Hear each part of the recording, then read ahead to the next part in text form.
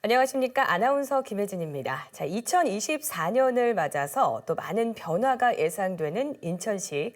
오늘은 유정복 인천시장과 함께하는 신년 대담을 준비했습니다. 올 한해 인천의 시정 계획과 또 해묵은 인천 현안들의 해결 방안 등 시민들이 궁금해하실 만한 이야기들을 나눠보겠습니다. 시장님 안녕하세요. 네, 안녕하세요. 반갑습니다. 네, 반갑습니다. 자, 2024년 네. 인천시장 취임 이제 3년 차를 맞으셨습니다. 인천시장 취임 3년 차를 맞은 이제 소회 또 남다르실 것 같은데요. 소회와 또 새해에 주력할 만한 사안들 말씀을 좀 부탁드릴게요. 네. 소해와 또 금년도 사업을 말씀드리기 전에 이제 2024년 새해가 밝아왔기 때문에 우리 시민 여러분들께 인사 먼저 올리겠습니다. 금년 한 해 시민 여러분 모두 만복이 깃들시고 또 소망하시는 일들 잘 이루는 값진 한 해가 되기를 기대하겠습니다. 네.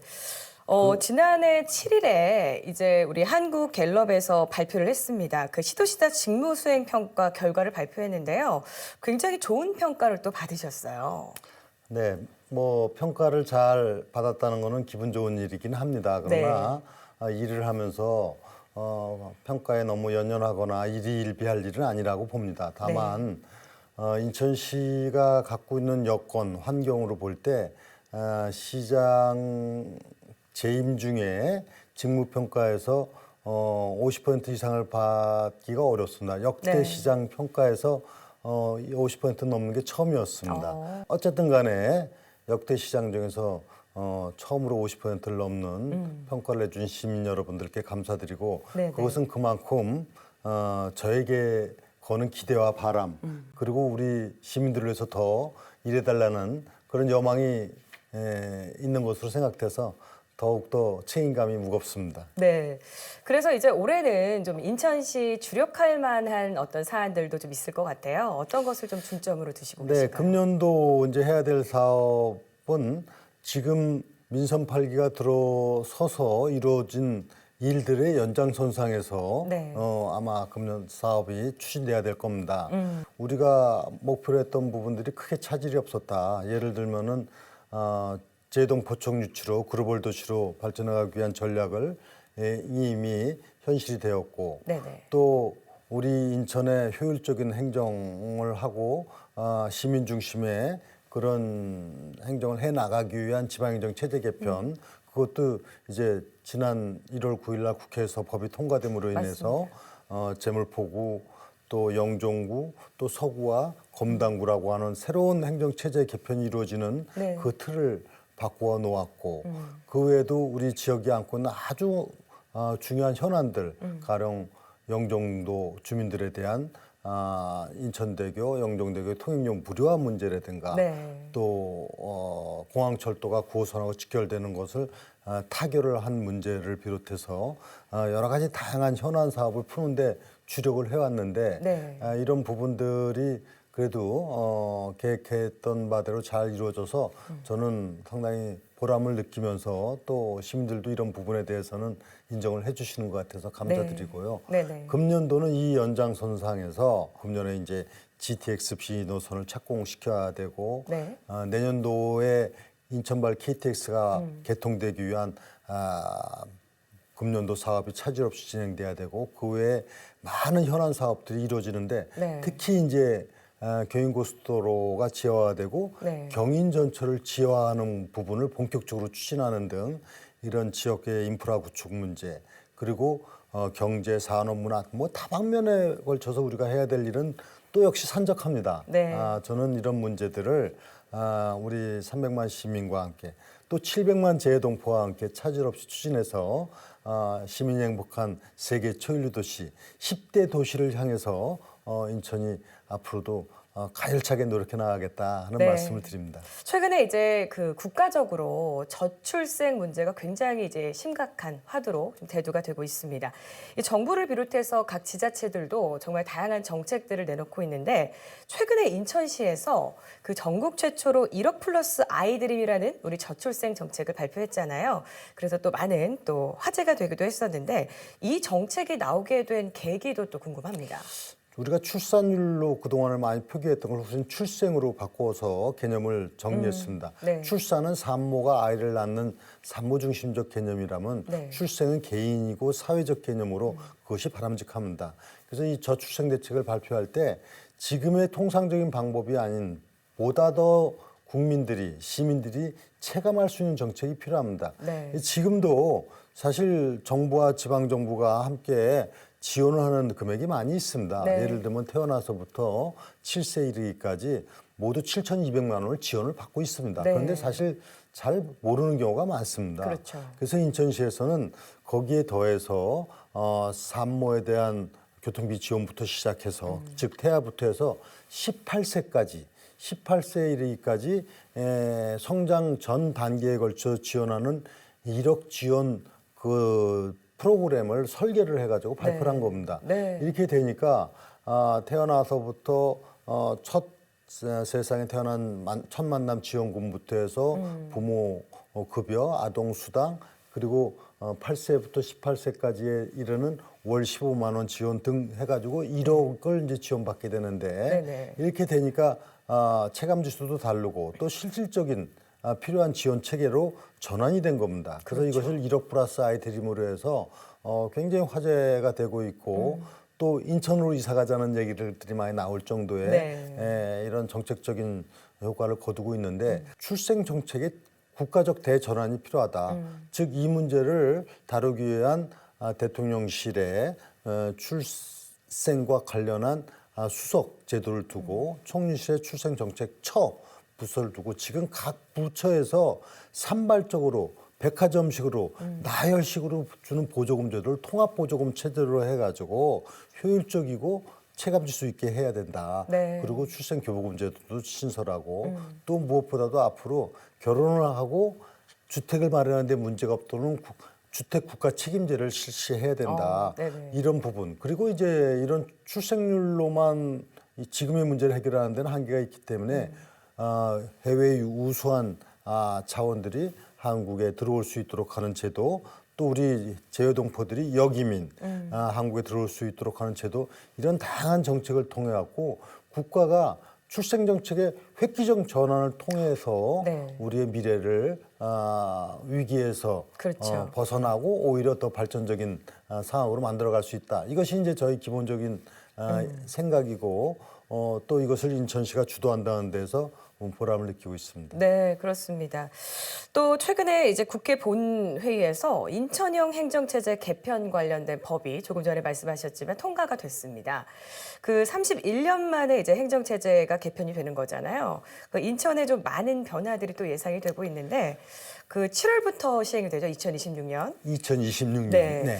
그 행정체제 이 개편이라는 게 우리에게 좀 어떤 의미가 있을까요? 네, 뭐 어떤 군, 구, 시, 도 이런 모든 것도 결국은 국민을 위하고 또 국가의 미래 경쟁력을 위해서 필요한 거 아니겠습니까? 네네.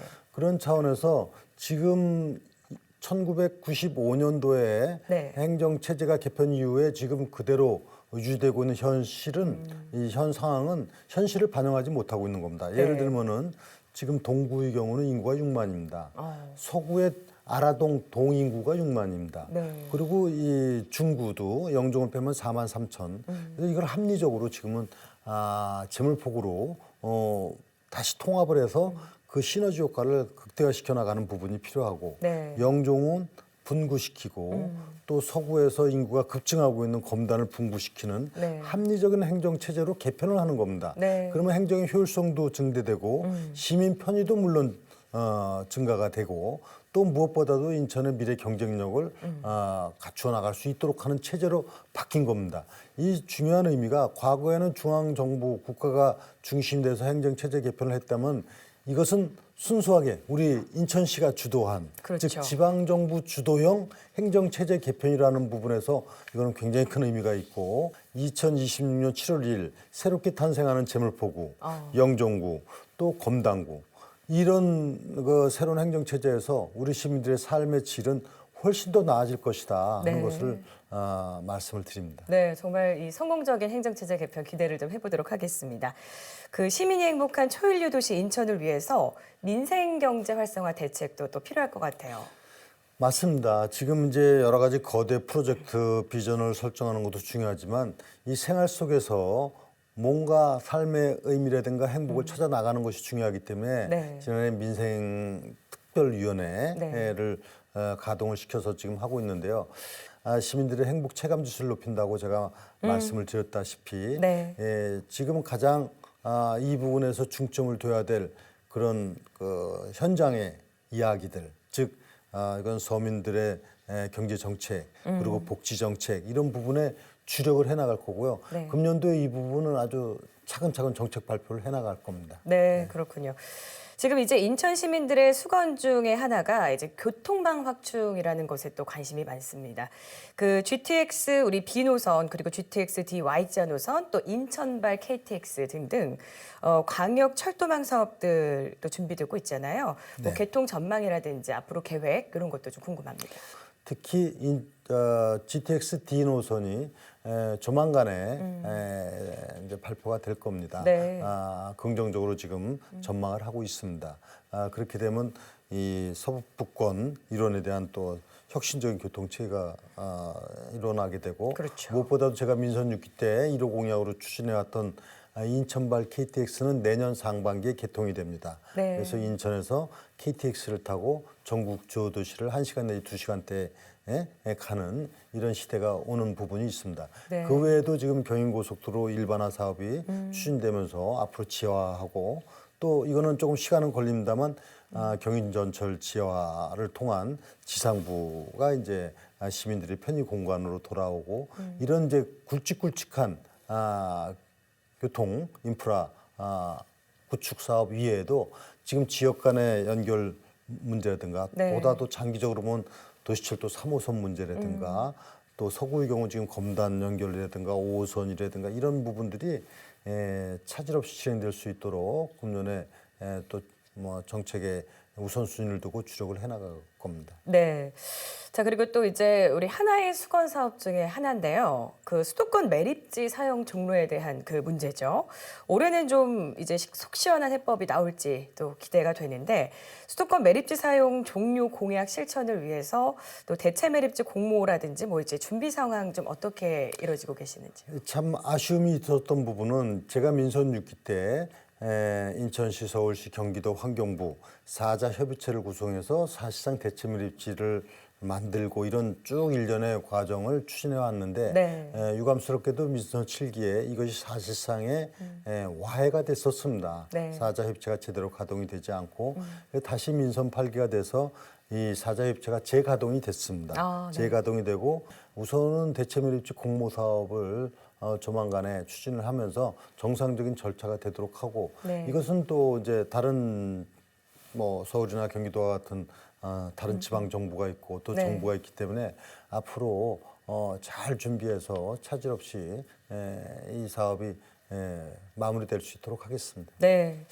올해 정말 이 수도권 매립지 문제가 좀 잘 해결되길 기대해 보겠습니다. 자, 그리고 올해 또 큰 국제 행사 중에 하나죠. 2025 에이펙 개최지가 또 결정이 되는 해이기도 합니다. 인천시도 이제 유치전에 뛰어들었잖아요. 유치 전망 좀 어떻게 보시고 있는지 또 어떤 준비가 또 이루어지고 있는지 궁금합니다. 네, 에이펙 정상회의는 이제 내년도에 네. 한국에서 개최는 결정이 됐습니다만 네. 아직 도시 결정이 안 됐습니다. 네. 이 21개 정상들이 모이는 그렇죠. 경제협의체이기 때문에 세계 최대 정상들의 경제협의체다 이렇게 보면 될 것 같습니다. 네. 인천에 유치하기 위해서 저희는 지금 1년 넘게 준비를 해오고 있습니다. 네. 이 유치를 위한 이미 기획단이 구성을 해서 운영을 하고 있고 네. 또 각종 시민들이 여기에 동참하기 위한 100만 서명 운동을 벌여서 이것을 국회와 정부에 전달도 하고 앞으로도 좀 과정이 있습니다. 현지 실사를 비롯해서 여러 가지 과정이 있는데 마지막까지 최선을 다해서 2025년 에이펙 정상회의가 인천에 유치될 수 있도록 노력을 하겠습니다. 네, 기대해 보겠습니다. 또 국가 첨단 전략 사업으로 이제 바이오 산업이 신규 지정이 됐고요. 올해 상반기 중에 이 바이오 특화 단지가 지정이 될 예정입니다. 이 지자체 간의 뜨거운 경쟁이 좀 예상이 되고 있는데요. 인천의 유치 전망 그리고 또 바이오 특화 단지 준비 전략이 또 있을 것 같아요. 네, 사실은 바이오 관련해서는 인천이 세계적인 도시라고 하는 것은 이미 사실로 확인되지 않습니까? 네네. 바이오 의약품 생산이 세계 1위 도시이고 여기에 바이오 클러스터가 구성돼서 네. 지금 지난해에 예를 들면 바이오 인력 양성 센터가 이제 착공식을 갖고 네. 또 여기에 이 대학, 연구소, 병원 이런 산학연 연계되는 그런 K-나이버트라고 하는 이 바이오와 관련한 전략적 기반이 잘 갖춰진 허브 도시입니다. 네. 그래서 우리 인천시에서는 이것이 바로 인천뿐만 아니라 대한민국의 경쟁력이 될 수밖에 없는 상황이기 때문에 그렇죠. 인천에는 반드시 반도체 특화 단지가 조성이 돼서 미래를 열어가야 되겠다 하는 전략을 갖고 지금 정부의 이런 유치를 위한 절차를 진행하고 있고요. 뭐 전망은 이제 잘 되기를 기대하는 마음으로 최선을 다하고 네. 있고 그렇게 기대하고 있습니다. 네. 정말 이 바이오 특화 단지 지정이 되게 되면 인천 경제에 엄청난 또 굉장히 네. 좋은 점이 될 것 같은데요. 그 유정복 시장님의 선거 핵심 공약이셨잖아요. 뉴 홍콩 시티. 네. 그리고 재물포 르넥상스 프로젝트. 지금 현재 어떻게 좀 추진되고 있으십니까? 이 두 가지는 굉장히 인천의 미래를 위하고 또 대한민국의 미래를 위해서 중요한 정책입니다. 네. 제임포 르네상스 프로젝트는 바로 인천이 이렇게 발전해오는 과정에 원도심과 신도심, 국제도시 간의 불균형 현상이 있는 것이 사실 아닙니까? 네. 이런 무슨 부분을 극복하기 위해서는 바로 지금 동구중구가 제물포로 통합돼서 이제 새롭게 탄생하듯이 여기에 맞춰서 이 제물포구를 중심으로 인해서 이제 원도심 활성화의 기폭제가 되는 겁니다. 그렇죠. 내양 189도 개방부터 시작해서 동인천역을 중심으로 한 그 일대가 완전히 새로운 복합 개발 형태로 바뀌게 될 것이고 네. 또 개항장 거리라든가 이 중구 일원이 새로운 모습으로 바뀌게 되는 제물포 르네상스 프로젝트인데 이미 마스터 플랜을 지난 연말에 발표를 했고 네. 이것이 차질 없이 진행될 수 있도록 앞으로 현실화 시켜나가는 과정이 중요하고요. 뉴홍콩 시티 프로젝트 역시 인천이 글로벌 도시로 발전해가는 하나의 중요한 정책적인 지향점입니다. 네. 이것은 지난해 제해동포청 인천의 유치됨으로 인해서 이제 제해동포들의 거점이 되고 네트워크의 중심이 됐는데 이걸 비즈니스 허브로 만들어 간다.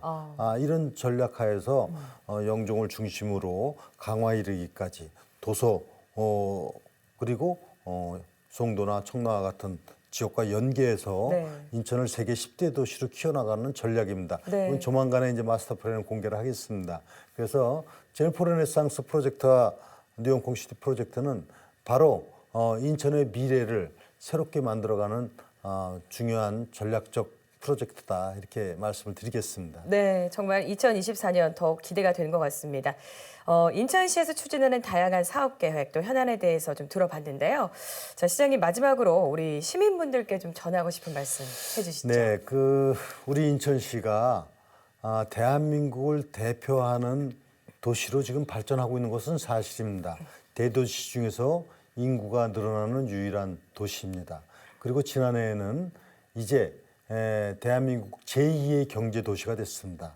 GRDP 104조가 됐죠. 100조 시대를 열면서 이제 다시 서인 부대라고 하는 인천이 제2의 경제 도시로 발돋움하고 있습니다. 여기에 제동포청 유치와 같은 국제 도시로 변모하고 있습니다. 그래서 인천은 이런 기반, 이런 환경을 최대한 미래의 더 큰 희망으로 만들어가기 위해서 노력을 하고 있습니다. 제가 생각하건대는 우리 시민들이 함께해 주시는 이런 상황에서 인천이 시민이 행복한 세계 최일류 도시를 만들어가는데 크게 차질이 없으리라고 생각하고 시민 여러분과 함께 이런 내일을 열어가기 위해서 금년 한 해도 혼신의 노력을 다하겠습니다. 우리 시민 여러분들께서도 우리 인천시의 미래를 위해서 늘 함께해 주시기를 기대하겠습니다. 네, 고맙습니다. 자, 2024년 인천의 도약을 위한 다양한 계획들 잘 실현돼서 우리 시민들이 더 큰 행복을 누릴 수 있는 한 해가 되길 기대하겠습니다. 오늘 유정복 인천시장의 신년 대담은 여기까지입니다. 함께해 주셔서 고맙습니다.